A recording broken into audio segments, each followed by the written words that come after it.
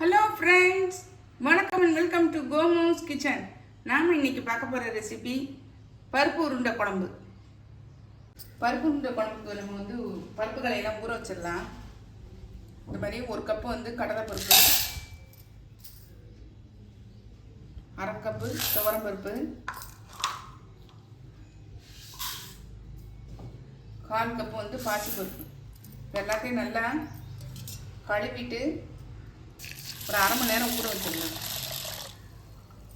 நான் கழுவிட்டு ஊற வச்சுட்டு காமிக்கிறேன் உங்களுக்கு. பருப்பு உருண்டை குழம்புக்கு தேவையான பொருட்களை பார்த்துடலாம். துவரம் பருப்பு, கடலைப்பருப்பு, பாசிப்பருப்பு. கடலைப்பருப்பு 1 கப்பு, துவரம் பருப்பு அரை கப்பு, பாசிப்பருப்பு 1/4 கப்பு. ஒரு சின்ன வெங்காயத்தை 1 கப்பு அளவு உரிச்சு வச்சுருக்கேன். ஒரு மீடியம் சைஸ் வெங்காயம் இருக்குது பாருங்கள், பல்லாரி, அதை சின்னதாக கட் பண்ணி வச்சுருக்கேன். ஒரு தக்காளியை சின்னதாக கட் பண்ணி வச்சுருக்கேன்.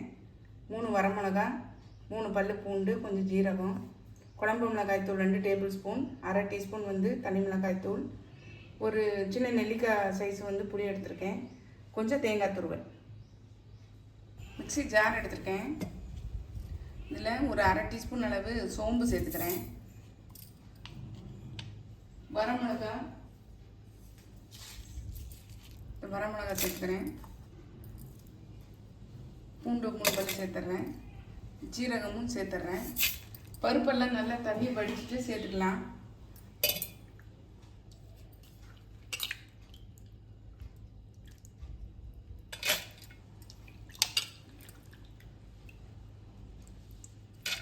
இதை நல்லா அரைச்சிட்டு காமிக்கிறேன். தண்ணி விடாமல் அரைச்சிட்டு வரணும். அரைச்சிட்டு வந்துட்டே பாருங்கள். ரொம்ப நைஸாகவும் இல்லாமல் ரொம்ப குறகுறப்பாகவும் இல்லாமல் அரைச்சிட்டு வந்திருக்கேன். இப்போ இந்த பவுலில் மாற்றிடலாம்.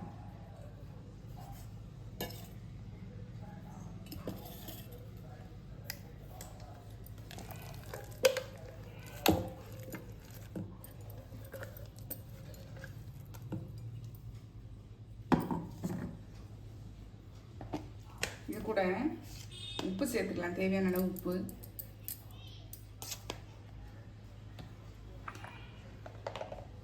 தேங்காய் துருவல் சேர்த்துடலாம்.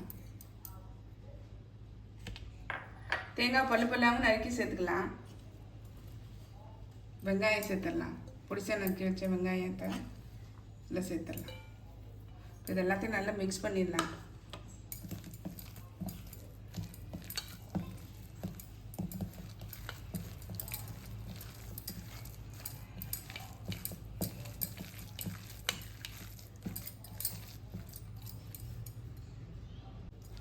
நல்லா நமக்கு தேவையான அளவுக்கு ரவுண்டாக உருண்டைகளை பிடிச்சிடலாம்.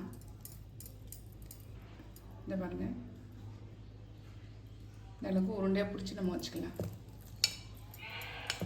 நமக்கு எந்த சைஸு உருண்டை அளவு தேவையோ அது மாதிரி சின்னதோ பெருசோ நமக்கு தேவையான அளவு நம்ம பிடிச்சி வச்சுக்கலாம்.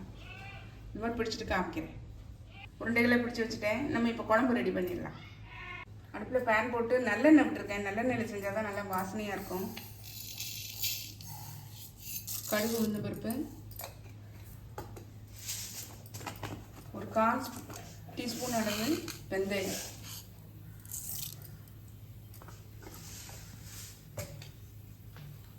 நல்லா பொரிஞ்ச உடனே சின்ன வெங்காயத்தில் பாதி அளவு எடுத்திருக்கேன்.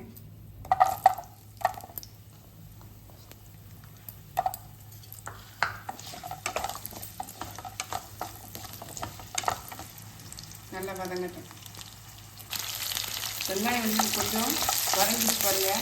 இந்த ஸ்டேஜில் தக்காளி சேர்த்துடலாம்.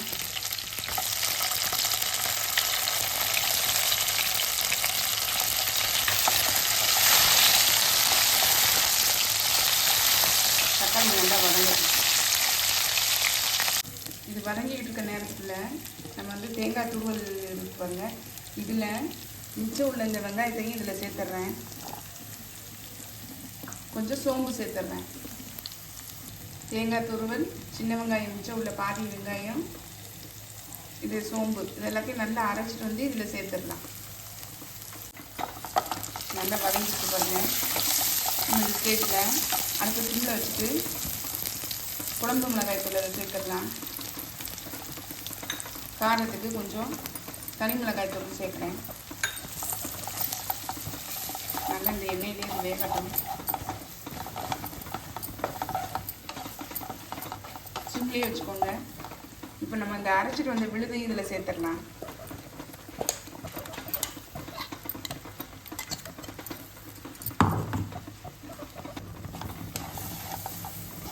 நல்லா இந்த எண்ணெயிலேயே இந்த வந்து வேக விட்டுடலாம். மசாலாவை தேங்காய், சின்ன வெங்காயம், சோம்பு இந்த வாசனை வந்து நல்லா கம்மன்னு வருதுங்க.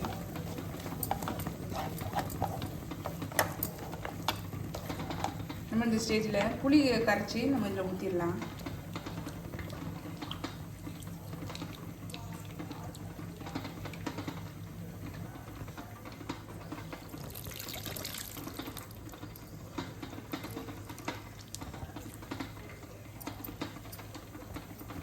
புளி கரைச்சி ஊற்றிட்டு நமக்கு தேவையான அளவு தண்ணி விட்டுக்கலாம்ல.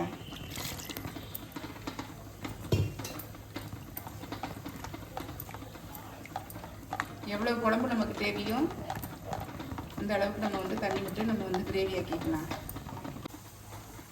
குழம்பு நல்லா வந்து தண்ணி விட்டு கூட்டி வச்சிட்டேன். நல்லா கொதிக்கட்டும். கொதித்து நல்லா சுண்டி வரட்டும்.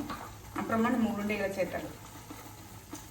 குழம்பு நல்லா கொதித்து எண்ணெய் பிரிஞ்சு வந்துச்சு பாருங்கள். நம்ம இந்த ஸ்டேஜில் நல்லா கொதிக்கணும். கொதிச்சதுக்கப்புறம் தான் நம்ம வந்து இந்த உருண்டைகளை சேர்க்கணும். நல்லா இப்போ தளத்தலன்னு கொதிச்சிட்ருக்கு பாருங்கள். நம்ம இந்த ஸ்டேஜில் உருண்டை இருக்கு பாருங்கள். இதை வந்து உருட்டி வச்சுக்கிற உருண்டையை வந்து ஒன்று ஒன்றா உள்ளே சேர்த்துடலாம்.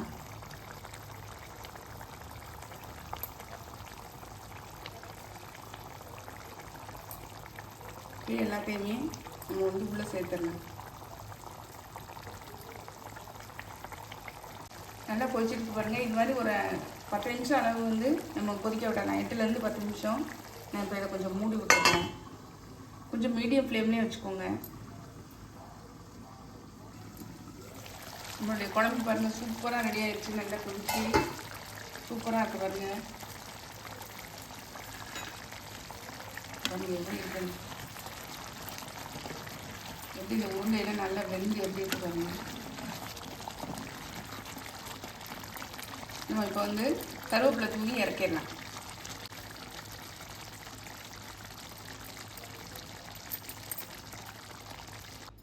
நம்மளுடைய உருண்டை குழம்பு பாருங்கள் சூப்பராக ரெடி ஆகிடுச்சு. செம்ம டேஸ்ட்டாக இருக்குங்க. பார்க்குறதுக்கே எப்படி இருக்குது பாருங்கள். நீங்களும் கண்டிப்பாக ட்ரை பண்ணி பாருங்கள். ட்ரை பண்ணி பார்த்து கமெண்ட்டில் சொல்லுங்கள். லைக் பண்ணுங்கள், ஷேர் பண்ணுங்கள், சப்ஸ்கிரைப் பண்ணுங்கள்.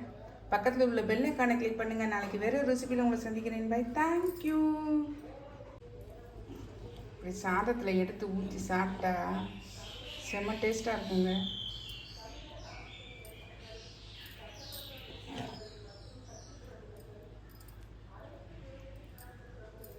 டேஸ்ட்டு செம்மையாக இருக்குது. கண்டிப்பாக ட்ரை பண்ணுங்கள்.